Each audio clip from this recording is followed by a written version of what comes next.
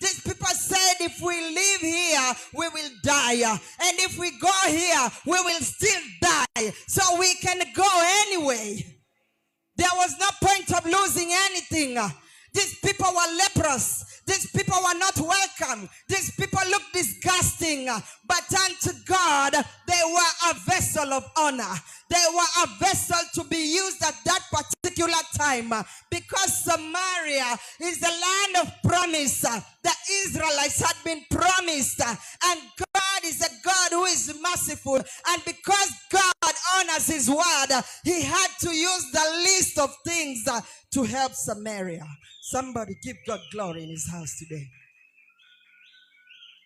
These people decided to go. They did not see their circumstance. They did not see whatever was going on in their lives. Let me give you an example of a person. I remember this just now. One time I used to work in an export processing zone when I was immediately after I cleared school. I worked in an EPZ in Changamwe. Now in the morning, we used to carry our IDs when you wanted work. But particularly me, the first day I went is the day I got. So many people, when we used to go there, we used to hold IDs. So the gate man comes to the gate, picks your IDs. Whoever your ID has been picked, you enter inside. Whose IDs has not been picked, you stay there or you go. You come back another day. Hallelujah. Now there was a man named Gordon. Gordon came the first day which I was taken. And he was standing there with his ID. We were all standing there with our IDs. And then the IDs were picked. His was not picked. He had a bicycle. So all the time he used to come. You know, many times when we used to go to look for those vibaruas, when we reach the gate, you have to carry everything. If you are chosen to go in, you cannot leave your bicycle behind, or maybe anything that you have come with. You enter with it in so that you can start working. So the first day this guy came in, he raised his ID. He was not picked. The second day he came, he said, maybe because I was behind, let me go very early in the morning and stand at the, just when the gate opens, the gate man is going to be there, the security. So the gate man, so when he came outside, he picked all the other IDs. He left his. The third day, he said, maybe he did not see me. So the third day, he came again, very early, 5 o'clock. By 6, when the gate man was there, he came again and started picking the IDs. He collected the IDs again.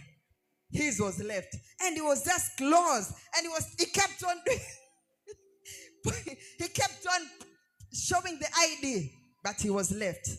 So Gordon, after he came in, that's the story how he told us now. The fourth day he came, very early. He held his bicycle. He stood with it on the gate. Then he held the ID like this. Then the security guard, you know these security people sometimes.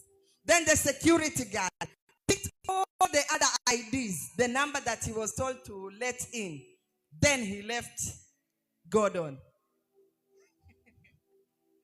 Gordon felt so disappointed, but he had other plans. Tell somebody faith. Faith. The faith of the leprous people. So the fifth day, Gordon came in. And then he did not make a line. He stood at the side of the gate. Now, he spotted the bosses coming in after people had already been picked and he had already been left again. He decided to wait. When the boss was coming in, they were Indians. He decided to wait. Now he decided to wait on the gate. The guys with their pride, the Indians. When the security opened the first gate, then he ran to open the other second gate. Now the gate was wide open. Gordon ran in fast with his motorbike, cycling with his bicycle. He rushed in and went and stood there. Now the security guard hurried and closed the gate. Then the security guard came back and started following Gordon and said, Gordon, he didn't even know his name then. He told him, get out, you are intruding. This is private property. The Indians were attracted by the commotion. Say they came near Gordon and the security guard. Then they asked, what is happening here? Then Gordon said, give me a chance to explain. This is my 6th day I am coming to this gate, and this security never picks, even looks at me. He never picks my ID. I wonder why. I don't know him. He does not know me. He picks all the other people and leaves mine. So today, I have decided to come in. So it is your choice, you bosses, to tell me whether I am employed or I am not employed. Then the Indian told him, you know, in the EPZ, there are machines.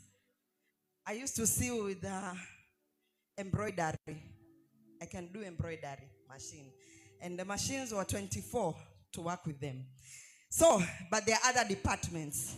So when Gordon was there, the Indian asked him, what can you do?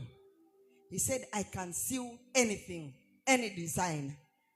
So the Indian told Gordon, I will give you a machine of 24 stitches.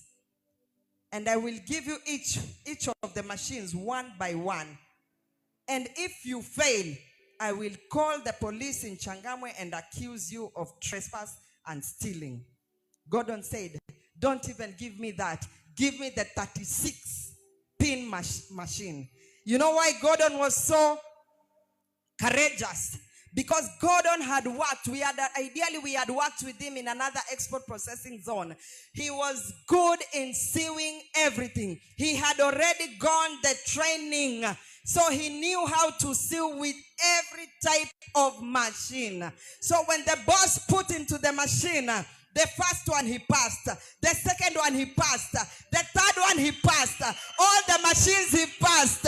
Somebody give God glory. Now the Indian was puzzled and he told him, we are employing you permanently here.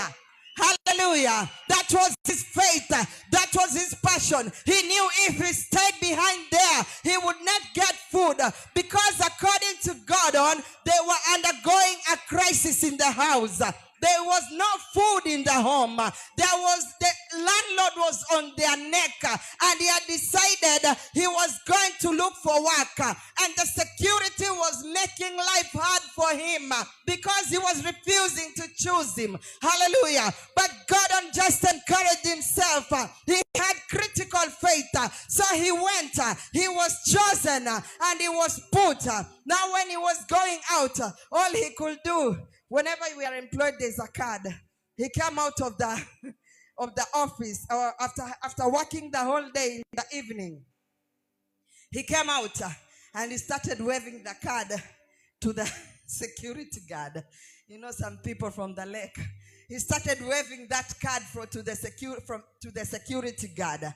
And then he told the security guard, I am a child of God. God can do wonders in your life. God can use you in your life. Regardless of your status, regardless of the diseases that you are carrying, regardless of the honor that you do not have, God is raising you to become radical. Gordon was radical in his situation. He decided to push through. Even when things were not going for him, he came the first day. He kept on coming. He kept on coming. He kept on coming until he got what he wanted. Now the lepers decided that our chance is here. If we live here, we will die. If we go here, we will die. So the only thing left is to go anyway, because they do not have anything to lose. Their faith kept them. They went there. They got food. They got clothing. They got everything they needed, and they were satisfied. Somebody give God glory in his house today. This is a town. People were dying. People were dying of hunger. People were eating each other. How can you dare keep on staying when God is giving you the courage to go forward? You are in a situation where you are pulling down. You are not coming out of that situation because you are able to, but you are not. You are not encouraging yourself enough. You are just languishing there. Hallelujah. This was a land in Samaria. People were dying. There was no food. Be encouraged in the Lord. Behold, brothers, you can do something new in your life. You can become and achieve what you want. It is only the power of the mind. It is not by status. It is by the power of your mind. You can change your situation. You can choose to remain in your situation and die. And you can choose to come out of the situation and live. Somebody give God glory and honor in his house today.